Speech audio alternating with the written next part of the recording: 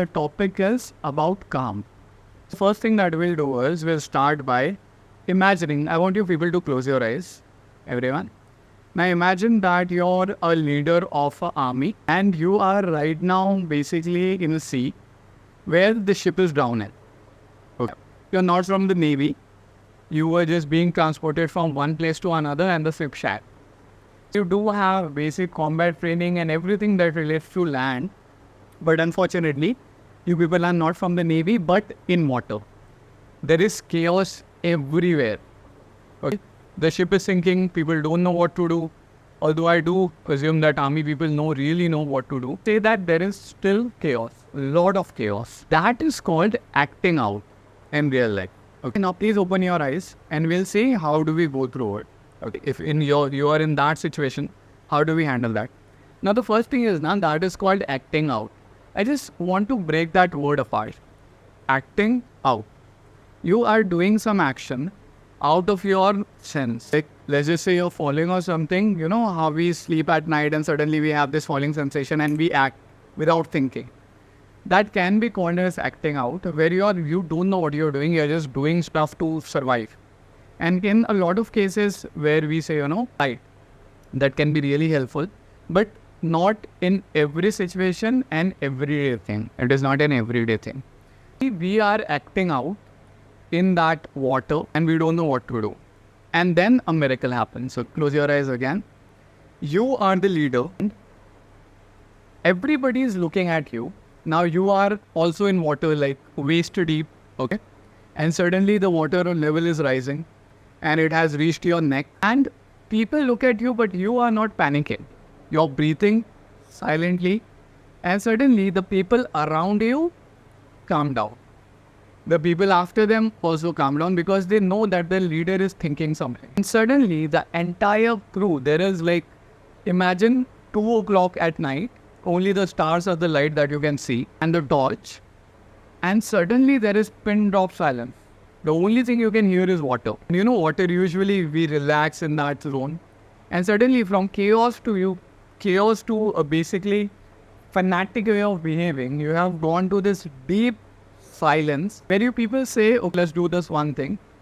Let's try and get out of this rather than panicking. And now, I don't know what army people do to get out of this situation, but whatever it is, they are able to execute it. Now I want you to open your eyes. The thing that I just called, right, it is relating to the concept that we are going to study today, and it is called calmness is contagious. The thing is, life and any situation in life, maybe drowning, maybe panicking, maybe anything will come at you and you won't know what to do. And if you are calm, it will not only it obviously has some scientific effect that when you're breathing, you are able to take decisions better. But the thing here is, the message here was, if you are particularly a leader who's in charge, okay, you will be able to lead better. And recently, I got to actually experience this. There is this college where I'm giving the lecture. And they quoted me something. I quoted them something else. And there was no call for at least two weeks. Okay. There was no call for 2 weeks. I tried to call them, they didn't pick up. I was like, oh, this contract is gone for good. Okay. Now what is the thing that we do when we act out? Calling them again and again, telling them, okay, we'll do it in less, it is okay.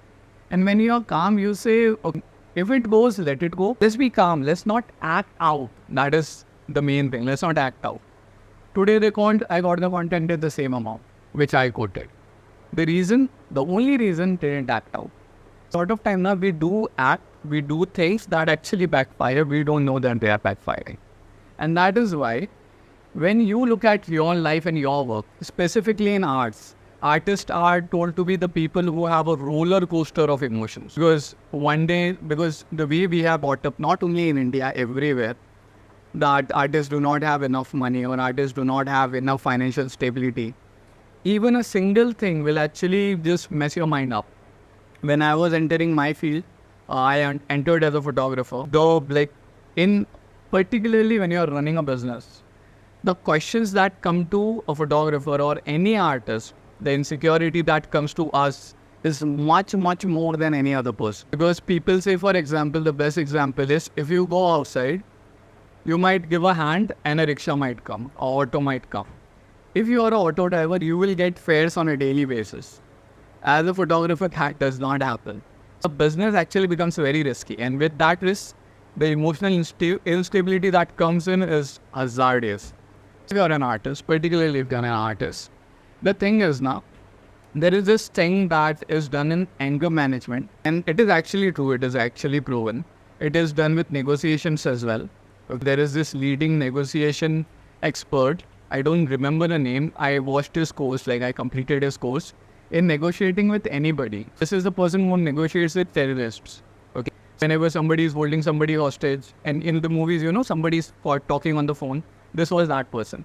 And they said that the first thing that you have to do while talking to anyone is dial your voice really down. For example, if the other person is fidgety and they are like, we want to do this, that, and what can you do? The first thing that you do, and in India also we say, we say sit down. If you're angry, sit down, drink some water. What happens is, if you are talking in a low tone, the other person automatically goes into that tone because his environment is shifting. Let's just say there was fire everywhere. I would panic. But if I'm talking to someone and he is cool as a garden, then he is part of my environment as well. Now, if he is cool, I'll be cool as well. And suddenly, the anger level, the frustration level goes down. When it goes down, you are able to behave better. So next time anything happens, any panic happens, the first thing I want you to do, and I'm not an expert, but this is something that I have experienced myself recently and through the years. The first thing is let it go. Think it is done. There was this recent thing that I was, I read a quote on Pinterest that said, how would you live if you were already dead? There would be no fear, right? The thing is now, if the contract is going, just assume it is gone. Now look at how much did you lose. And when I looked at it, the contract is not even matching the salary that I have on. Okay. Then I was like, okay, I lost 1 month pay ka 80%. Max, why are you so stressed? Let it go. And when you have seen the consequences will be way less horrible. They say we suffer more in imagination than in reality. Let's do that. Let's do a reality check of whatever horrible it is going to happen. And you will realize, okay, I can deal with it. Then you go back and take a decision to deal with it. Because you have not lost the contract yet. All you have to do is act correctly. And then you sit, then you plan, then you think about it, and then you act. And when you are calm, right, the environment around you is going to be calm. This specifically goes for, when we are angry, we want other people to calm us down. Then the beautiful thing is you can calm yourself down and you will be calming other people, which will actually give you more power to handle other people. And that is the message for today. Okay? Any situation, breathe, imagine what is the worst can go wrong. And the thing is, now you will have the power in yourself to actually deal with anything that comes. That will calm you down. And when you calm down, things around you will calm down. And the situation hopefully will become better. That was the message for today. Any question? No?